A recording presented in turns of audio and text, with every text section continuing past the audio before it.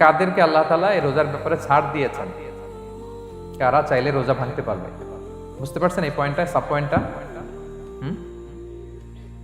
এই যারা জি বলছেন শুধু তারাই বুঝতে পারছেন, বাকিরা বুঝতে পারছেন সবাই? কারণ পয়েন্টটা যদি বুঝতে না পারেন তাহলে তো আলোচনায় মজা পাবেন না, আপনারা কানেক্ট করতে পারবেন। প্রথম পয়েন্টটা হচ্ছে কাদেরকে আল্লাহ ছাড় দিয়েছেন এই ফরজ রোজার ব্যাপারে। কেউ কেউ কেউ আছে তারা ছাড় পায়, তারা কারা? হু আর দে? এটা আমরা আগে একটু শুনি। তাহলে দোজ হু এক্সাম্পটেড ফ্রম ফাস্টিং, যারা এক্সাম্পশন পেয়েছে, ছাড় পেয়েছে, তাদের মধ্যে থেকে প্রথম হচ্ছে শিশুরা, আসিবিয়ান। শিশুদের উপর রোজা ফরজ না, যতক্ষণ না তারা ম্যাচিউরড হয়। শিশুদের উপর কিন্তু রোজা ফরজ না, প্রাপ্তবয়স্ক হওয়ার আগ পর্যন্ত ফরজ। তাই বলে আবার শিশুদেরকে রোজা রাখতে বাদ সাধবেন না, রাখতে দিবেন। আমার বড় মেয়ের বয়স 8 বছর, সে গতকাল রোজা রেখেছে, সে মহা খুশি। সে কখনো অডিও কল দেয়, কখনো ভিডিও কল দেয়, কখনো ইফতারের ছবি পাঠায়। মানে এটা তাদের মধ্যে কিন্তু একটা অনেক চমৎকার একটা ভালো ইমেজ কাজ করে। আপনারা বাধা দিবেন না যদি রাখতে চায়। অনেক বাবা মারা এত সচেতন, এত অতি সচেতন যে ছেলে মেয়েরা রাখতে চায় কিন্তু বাবা মারা দিতে চায় না। 1-2 দিন না খেয়ে থাকলে বাচ্চারা মরে যায়। তার মধ্যে এই যে একটা স্পিরিচুয়াল একটা কি বলবো ভাইব আসলো, একটা স্পিরিট আসলো, এটা যেন আমরা নষ্ট না করি। আমার মনে আছে বৈশাখী টেলিভিশনে একটা লাইভ প্রোগ্রামে এক ছোট্ট মেয়ে প্রশ্ন করতেছে যে হুজুর, আমি তো রোজা রাখতে চাই, আম্মু আমাকে রাখতে দেয় না, তো আম্মুকে একটু বলে দেন যাতে আমাকে রাখতে দেয়। ছোট্ট একটা মেয়ে, সে ফোন করে আমাকে প্রশ্ন করলো। তো দেখেন যে এটা ওই বাবা মায়ের তো গর্ব করা উচিত যে আমার ছোট্ট মেয়ে 7 বছর 8 বছর, যদিও এখনো ফরজ হচ্ছে না, আর কয়েক বছর পরে হবে, কিন্তু সে রাখতে চায়, সে সেলিব্রেট করতে চায়, সে আমাকে। তো আমরা যেন তাদেরকে বাধা না দেই, আমরা যেন তাদেরকে ইন্সপায়ার করি। আমার মনে আছে আমি ছোটবেলা, তখন আমি মাদ্রাসায় ভর্তি হই নাই, আমি তখন স্কুলে পড়তাম, তো খুব ছোট, কিন্তু আমি রোজা রাখতে চাইতাম, আব্বা আম্মা দিতে চাইতো না। আমার দাদি আমাকে বলতো যে তুমি একটা কাজ করবা, তুমি সকালে স্কুলে যাবা, দুপুর 12টায় ফিরে আসবা, এসে খেয়ে ফেলবা, তো হাফ রোজা হয়ে গেল, অর্ধেক। এরপরের দিন আবার সকালে না খেয়ে যাবা, দুপুর 12টায় এসে খেয়ে ফেলবা, এনাদার হাফ, তো 2 হাফ মিলে একটা হয়ে গেছে। এইভাবে আমি অনেকগুলো রোজা রাখছিলাম ওই বছর। এখনো এই স্মৃতি আমাকে স্মৃতিকাতর করে। আমার দাদি, যে আমার দাদি নাই, চলে গেছেন, আল্লাহ ওনাকে জান্নাত নসিব করুক, আমরা দোয়া করি। কিন্তু আজও আমার কাছে এই নস্টালজিয়া ফিলিংটা হয় যে আমি কিন্তু এইভাবে রোজা রাখছিলাম ছোটবেলায়। আমাদের বাচ্চারাও তাই করে। সো ওদের মধ্যে যে এই আবেগ, এই উচ্ছ্বাস, এটাকে যেন আমরা নষ্ট না করি। বাট লিগালি তাদের উপর রোজা ফরজ হয়নি প্রাপ্তবয়স্ক তারাকে, তাইলে ওদের রাখা লাগবে না। নাম্বার 2, মাজনুন, পাগলদের উপর রোজা ফরজ হয় না। যারা পাগল তাদের উপর ফরজ হয় না। একটা হাদিস শোনাই, আল্লাহ রাসূল সাল্লাল্লাহু আলাইহি ওয়াসাল্লাম বলেছেন, আমি সবকিছু খুব প্রিসাইজলি বলছি যেহেতু আমাদের সময় কম। রুফি আল কালামু আন সালাসা, 3 ব্যক্তির উপর থেকে শরীয়তের কলম উঠিয়ে নেওয়া হয়েছে। আনিন নাইমি হাত্তা ইয়াস্তাইকিযা, ঘুমন্ত ব্যক্তি যতক্ষণ না সে জাগে। ঘুমের মধ্যে আপনারা কেউ বকা দিয়ে ফেললে আপনি মাইন্ড করতে পারবেন না, তো ঘুমাইছিল, কাকে বকা দিছে কি করছে সে জানেই না। ঘুমন্ত ব্যক্তির উপর থেকে শরীয়তের কলম উঠিয়ে নেওয়া হয়েছে। আনি সবিগি হাত্তা ইয়াহতালিমা, শিশু যতক্ষণ না সে প্রাপ্তবয়স্ক হয়। ও আনিল মাজনুনি হাত্তা ইয়াকিলা, পাগল যতক্ষণ না সে সুস্থ হয়। এই 3 শ্রেণীর ব্যক্তি থেকে শরীয়তের কলম উঠিয়ে নেওয়া হয়েছে। বুঝতে পেরেছেন?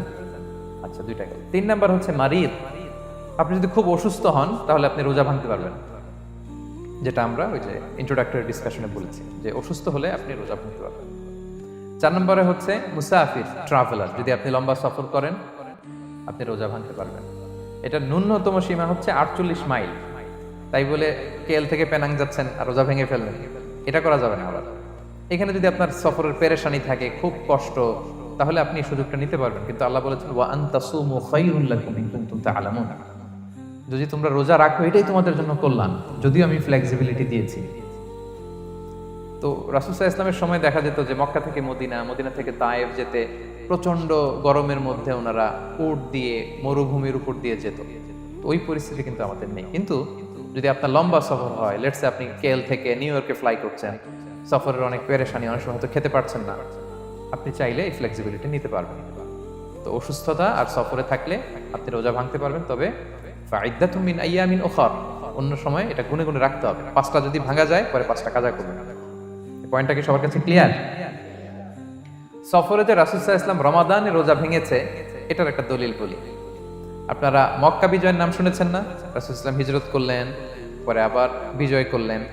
এই মক্কা বিজয় কত হিজরিতে হয়েছে কে বলতে পারবেন? হ্যাঁ, হিজরি বলেন তো দেখি। অষ্টম হিজরি, মাশাআল্লাহ। অষ্টম হিজরিতে রাসূল সাল্লাল্লাহু আলাইহি ওয়াসাল্লাম যখন মক্কা বিজয় করতে যান, এটা কোন মাস ছিল জানেন? হ্যাঁ, রমাদান মাস। রমাদানের 20 তারিখে মক্কা বিজয় হয়েছে, 20 রমাদান। রাসূল সাল্লাল্লাহু আলাইহি ওয়াসাল্লাম মদিনা থেকে মক্কায় যাচ্ছেন বিশাল বাহিনী নিয়ে। মক্কায় পৌঁছতে আরো 90 কিলোমিটার বাকি। আল কাদিদ নামে একটা জায়গা আছে, সহিহ বুখারীর বর্ণনা। ওই কাদিদ নামক জায়গায় রমাদানে রাসূল সাল্লাল্লাহু আলাইহি ওয়াসাল্লাম রোজা ভেঙেছিলেন, ওটের উপর বসে ঢকঢক করে পানি খেয়েছিলেন, যাতে সবাই দেখে। কারণ সবাই ভাববে রমাদানের রোজা রাখবো কি রাখবো না, সবাই আলাদা করে বলতে অনেক সময় লাগবে। রাসূল সাল্লাল্লাহু আলাইহি ওয়াসাল্লাম একটা উঁচু জায়গায় সবাইকে দেখে ওটের উপর পানি খেয়ে ফেললেন। বলে রাসূলের দেখা দেখি সব সাহাবারা পানি খেয়ে রোজা ভেঙে ফেললো। এটা কোন মাস ছিল? সবাই বলতে হবে কোন মাস? রমাদান। রাসূল সাল্লাল্লাহু আলাইহি ওয়াসাল্লাম সফরে ছিলেন, ফলে তিনি রোজা ভেঙেছেন। দলিল পাইছেন? হ্যাঁ, আচ্ছা, সংক্ষেপ করে দিচ্ছি, লম্বা কথা সংক্ষেপ করে দিচ্ছি। আর কোরআনের আয়াত তো শোনালামই আমি, ফামান কানা মিনকুম মারিদান আও আলা সাফার ফাইদ্দাতুম মিন আইয়ামিন উখর। কেউ যদি অসুস্থ হয় কিংবা ট্রাভেল করে, চাইলে রোজা ভাঙতে পারবে, তবে গুনে গুনে পরে আদায় করে নিতে হবে। এই যে গুনে গুনে পরে আদায় করে নিতে হয়, এটারে বলে আরবিতে কদা, বাংলায় আমরা যেটাকে কাজা বলে অভ্যস্ত। বাংলায় আমরা কি বলি? একটু কথা বলেন আমার সাথে, বাংলায় কি বলি? কাজা বলি। তো আপনি অসুস্থতার কারণে যদি রোজা ভেঙে ফেলেন, পরে এগুলো কাজা করবেন। সফরের কারণে যদি রোজা ভেঙে ফেলেন, পরে আপনি কাজা করবেন। 5 নম্বরে যাদেরকে এক্সাম্পশন দেওয়া হয়েছে, ওটা আমি আয়াতে বলেছি। আরবিতে তাদেরকে বলে আল হারাম, মানে very old man or women, খুবই বয়োবৃদ্ধ, অতিবৃদ্ধ মানুষ। 100 বছর, 105 বছর, এরকম আমাদের কিছু মুরব্বীরা আছে না, ওনাদেরকে খাবার দিলে খেতে পারে না, কাউকে চিনে না, ওনাদের জীবনের স্বাদ আহ্লাদ সব শেষ, বিদায়ের সময়। ওই সময় উনি আর কি রোজা রাখবেন? এজন্য আল্লাহ তাআলা ওনাদেরকে ছাড় দিয়েছে। অনুরূপভাবে যদি এমন কোনো অসুস্থ হয়, মানে মারিদুন লা ইউরজা শিফাউ, সে যে আবার সুস্থ হবে এই আশা আর নাই, এরকম ডাক্তার অনেক বলে দিছে যে ক্যান্সারের 3rd স্টেজে চলে আসছে, সে সার্ভাইভ করবে যতদিন কেমোথেরাপি দেওয়া হবে।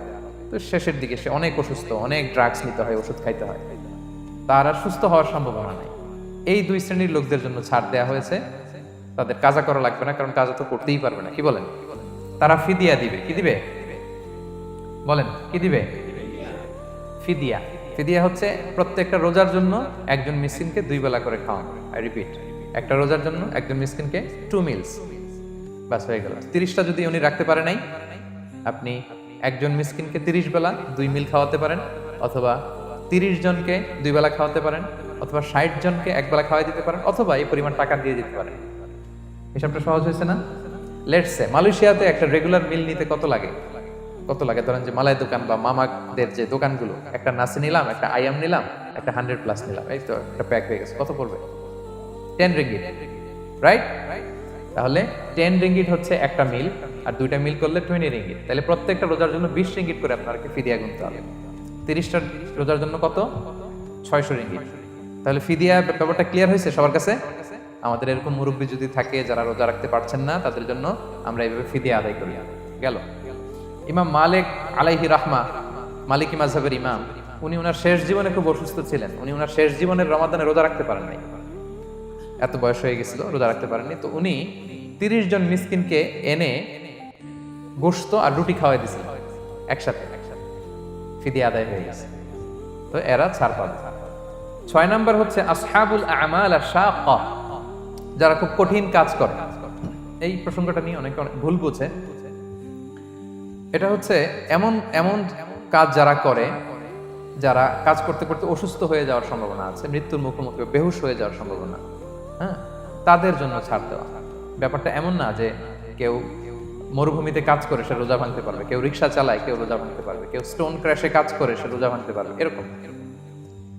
ধরেন যে মরুভূমিতে যারা কাজ করে, বা বাংলাদেশে সামারে যারা রিক্সা চালায়, অথবা আয়রন ফ্যাক্টরিতে যারা কাজ করে, অনেক সময় এমন হয় তারা ডিহাইড্রেশনে ভুগতে ভুগতে বেহুশ হয়ে যায় কাজের মধ্যে, এরকম হয় না? হয়। তাদের জন্য ছাড়, কিন্তু তাদের জন্য রেকমেন্ডেশন হচ্ছে এটা ফরজ ইবাদত, এটা তাদেরকে রাখতেই হবে।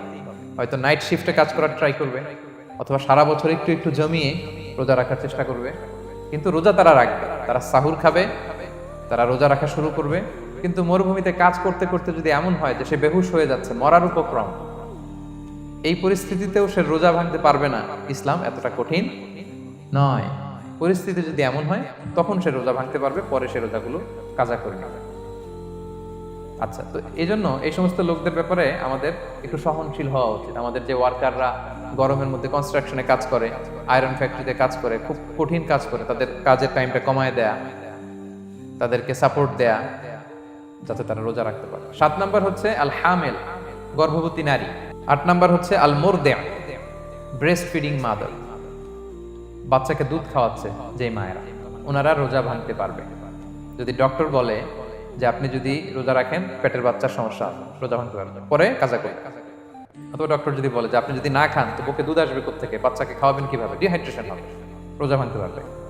এটার দলিলটা শোনেন, সুনান আবু দাউদের হাদিস, আল্লাহ রাসূল সাল্লাল্লাহু আলাইহি ওয়াসাল্লাম বলেছেন, ইন্নাল্লাহ আযজা ওয়া জাল্লা ওয়াদাআ আনিল মুসাফিরি শাতরাস সালাহ, আল্লাহ তাআলা মুসাফিরের জন্য নামাজকে অর্ধেক করে দিয়েছেন, কসর। ওয়া সিয়ামা আনিল হামিলি ওয়াল মুরদি, আর গর্ভবতী নারী আর দুধ খাওয়াচ্ছে এমন মায়ের জন্য আল্লাহ সিয়ামকে এক্সাম্পশন দিয়ে দিয়েছেন, ছাড় দিয়েছেন, তারা চাইলে রোজা ভাঙতে পারবে। ক্লিয়ার? 9 নাম্বার হচ্ছে মেনস্ট্রুয়েশনাল পিরিয়ড যাদের হয়, যে বোনদের পিরিয়ড হচ্ছে মাসিক, রোজা রাখবে না, যতটা ভাঙ্গা গেল পরে আদায় করে নেবে। 10 নাম্বার হচ্ছে পোস্টপার্টাম পিরিয়ড, যেটা নিফাস বলে, আফটার বার্থ, এই বেবি ডেলিভারি। বেবি ডেলিভারির পরে আমাদের বোনদের যেই পিরিয়ডটা হয় সে সময় ওনারা রোজা রাখবেন, কয়টা ভাঙলো গুনে পরে কাজা করে ফেলবে। এবং আম্মা জান আয়েশা রাদিয়াল্লাহু তাআলা আনহা উনি বর্ণনা করেন, কুন্না নাহিদু আলা আহদি রাসূলিল্লাহ, এটা একটা ন্যাচারাল প্রসেস, আমাদের আম্মা জান নবীদের স্ত্রীদেরও এটা হতো। তিনি বলতেন যে আমাদের যখন পিরিয়ড হতো, সুম্মা নাতফুর, এরপর যখন আমরা সুস্থ হয়ে যেতাম, ফায়ামুরুনা বিকাদাইস সিয়াম, রাসূল সাল্লাল্লাহু আলাইহি ওয়াসাল্লাম আমাদেরকে রোজাগুলো কাজা করতে বলতো, ওয়ালা ইয়ামুরুনা বিকাদাইস সালাহ, নামাজ কাজা করতে বলতো না। আমাদের বোনরা পিরিয়ডের কারণে যে নামাজগুলো চলে যায় এগুলো কিন্তু পড়তে হয় না পরে, কিন্তু রোজা যদি ভাঙা হয় সেগুলো কি করতে হয়, রাখতে হয়। একটা মজার হাদিস শুনেন, আম্মা জান আয়েশা রাদিয়াল্লাহু তাআলা আনহা বলেন যে আমার যে রমজানের ভাঙতি রোজাগুলো ছিল আমি সারা বছর রাখতাম না, আমি হাদিস পড়তে গেলে অনেক সময় লেগে যাবে, সারা বছর আমি রাখতাম না, এটা আমি শাবান মাসে রাখতাম। কোন মাসে? শাবান মাসে। কেন? কারণ রাসূল সাল্লাল্লাহু আলাইহি ওয়াসাল্লাম নিজেও রমাদানের পরে সবচাইতে বেশি নফল রোজা যেই মাসে রাখতেন সেটা হচ্ছে শাবান মাস। এই যে এই মাসের আগে যে মাসটা আমরা কাটায় আসলাম শাবান, এই শাবান মাসের প্রায় পুরো মাসে রাসূল সাল্লাল্লাহু আলাইহি ওয়াসাল্লাম রোজা রাখতেন। আম্মা জান আয়েশার যে ভাঙতি রোজাগুলো উনি সারা বছর না রেখে ওই সময় রাখতেন, হাজবেন্ড ওয়াইফ দুইজনই রোজাদার। ব্যাপারটা সুন্দর না অনেক? দুইজনেই, যেহেতু আমার হাজবেন্ডও রাখতেছে তো আমিও এই টাইমে রাখি, এইভাবে উনি বুদ্ধি করে ওনার রোজাগুলো রেখে দিতেন, উনি শাবান মাসে রাখতেন। কারণ তিনি রাসূল সাল্লাল্লাহু আলাইহি ওয়াসাল্লামের ব্যাপারটা খেয়াল করতেন। এমন হতে পারে যে অন্য মাসে যদি উনি রোজা রাখেন দিনের বেলায়, রাসূল সাল্লাল্লাহু আলাইহি ওয়াসাল্লাম হয়তো আম্মা জান আয়েশা রাদিয়াল্লাহু তাআলা সঙ্গ পেতে চাইতে পারেন দিনের বেলায়, সো এটা রাসূল সাল্লাল্লাহু আলাইহি ওয়াসাল্লামের জন্য কষ্টকর হবে, আর উনি তো রোজা রেখেছেন, সো উনিও প্ল্যান করে এমন সময় রাখতেন যে সময় রাসূল সাল্লাল্লাহু আলাইহি ওয়াসাল্লাম নফল রোজা রাখতেন, শাবানে রাখতেন। তো আমাদের বোনরা এই কাজটা করতে পারেন, শাবানে আপনারা একটু রাখতে পারেন। এই পয়েন্টটা শেষ। এই লোকেরা রোজা ফরজ হওয়ার পরেও ছাড় পাবে,